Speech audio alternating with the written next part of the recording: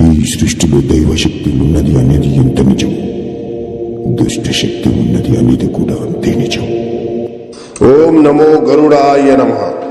కపాల ఆత్మ వ్యాపార పరంగా కానీ కుటుంబ పరంగా కానీ మానసికంగా మిమ్మల్ని ఇబ్బంది పెట్టిన మీ శత్రువుల్ని అంతం చేయడానికి ఈ కపాల ఆత్మ క్షుద్ర పూజ అనేది నిర్వహించడం జరుగుతుంది.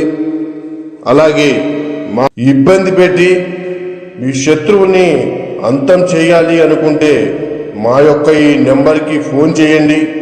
తప్పకుండా మీకు పరిష్కారం అనేది చూపిస్తాము.